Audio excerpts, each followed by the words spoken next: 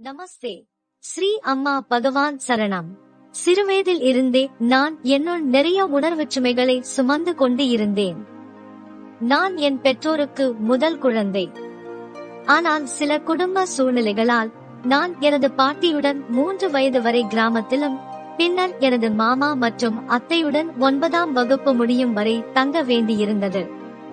நான் மனதளவில் பாதிக்கப்பட்டு என் வாழ்க்கையில் அன்பின்மையை உணர்ந்தேன். பிறகு என் பெற்றோரிடம் வந்து சேர்ந்து பட்டப்படிப்பு வரை படிப்பை தொடர்ந்தேன்.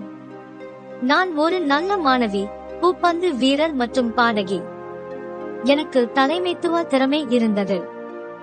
என் வாழ்க்கையில் ஏதாவது செய்ய வேண்டும் என்ற ஆசை எனக்கு அதிகமாக இருந்தது. என் படிப்பை தொடர நான் மிகவும் ஆர்வமாக இருந்தபோது என் பட்டப்படிப்பு முடிந்ததும் எனக்கு திருமணம் நடந்தது. திருமணத்திற்கு பிறகு ஜெய்ப்பூர் வானொலி நிலையத்தில் வேலை கிடைத்தது. ஆனால் நான் வேலையில் சேர எனது கணவர் வீட்டார் மறுத்துவிட்டனர். நான் முதுகலை படிப்பை முடித்தேன் மற்றும் எந்த வேலையும் செய்ய அனுமதி கிடைக்கவில்லை. இருப்பினும் எப்படியோ சமாளித்து நான் ஒரு பன்னாட்டு நிறுவனத்தில் வேலைக்கு சேர்ந்தேன்.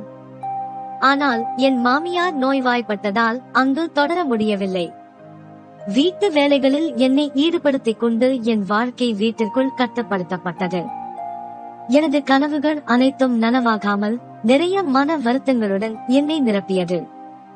என்னால் எதுவும் செய்ய முடியாத தாழ்வு மனப்பான்மை எனக்குள் இருந்தது.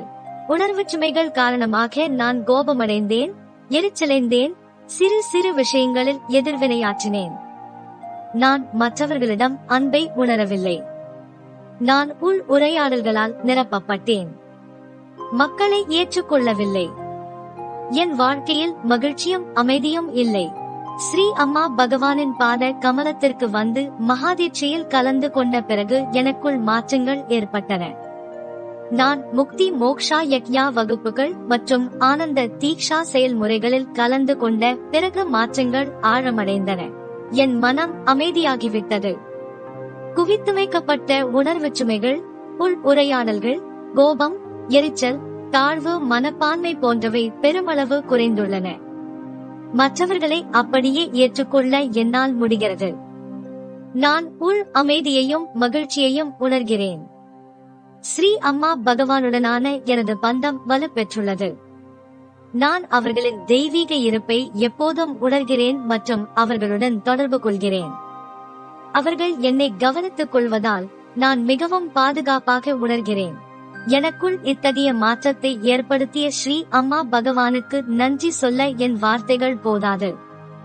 அவர்களுக்கு என் இதயத்தின் மையத்திலிருந்து நன்றியையும், அவர்களின் கமல திருவடிகளில் கோடான கோடி நன்றியையும் தெரிவித்துக் கொள்கிறேன். ஸ்ராவணி தாஸ், புவனேஸ்வர், ஒடிஷா.